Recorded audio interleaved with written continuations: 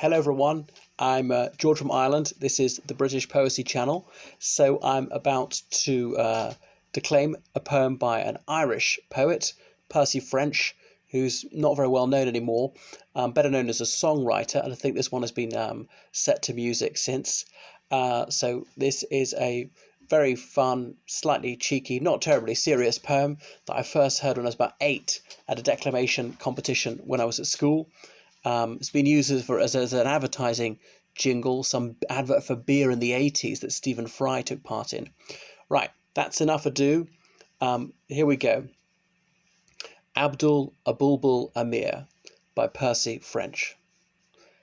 The sons of the Prophet are brave and bold, and quite unaccustomed to fear. But the bravest by far in the ranks of the Shah was Abdul, Abulbul, Amir.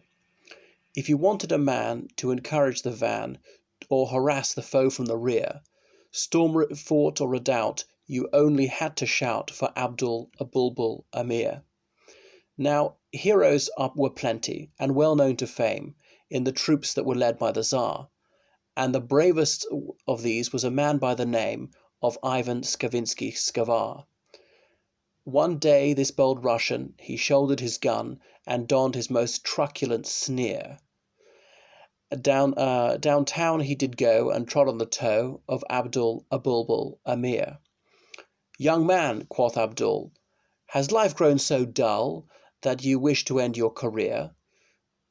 Vile infidel, no, you trod on the toe of Abdul, Abulbul, Amir.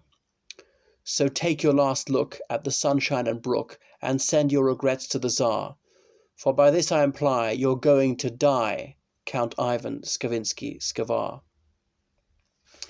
Then this bold Mameluke, he drew his trusty skibbook, singing Allah, Allah, Allah. And with murderous intent he ferociously went for Ivan Skavinsky-Skavar. They parried and thrust, they sidestepped and cussed, of blood they spilled a great part. The philologist blokes, who seldom crack jokes, say the hash was first made on the spot. They fought all night 'neath the pale yellow moon, and the din it was heard from afar, and huge multitudes came, so great was the fame of Abdul, Abulbul, Amir, of Abdul and Ivan Skavar. As Abdul's long knife was extracting the life, in fact he was shouting "Huzzah!" He felt himself struck by that wily Kalmuk, Ivan Skavinsky-Skavar. The Sultan drove by in his red-breasted fly, expecting the victor to cheer, but he only drew nigh to hear the last sigh of Abdul, Abulbul, Amir.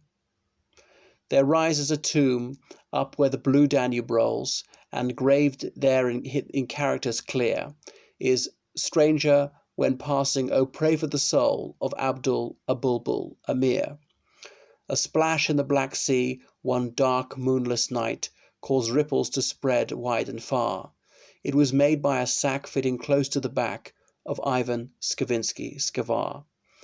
A Muscovite maiden her lone vigil keeps 'neath the light of the cold northern star, and the name she murmurs in vain as she weeps is Ivan Skavinsky-Skavar. So I shan't ever forget hearing John Heusler declaim that one when I was little.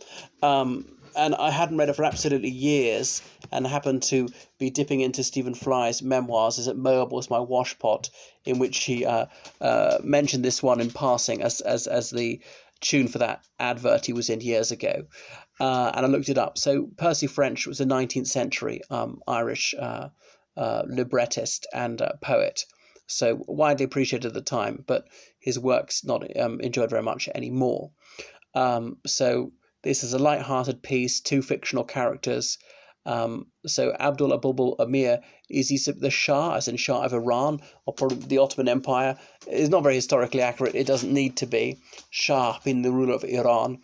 And of course the Turks were well into Europe, besieged Vienna in the 1680s. That's when the Turks were defeated. The Viennese celebrated by making special pastries in the shape of a crescent, because of the crescent moon system symbol of Islam the Ottomans have been using, and they invented the croissant. The French got it and called it a crescent, croissant, or this type of viennoiserie, as in from Vienna.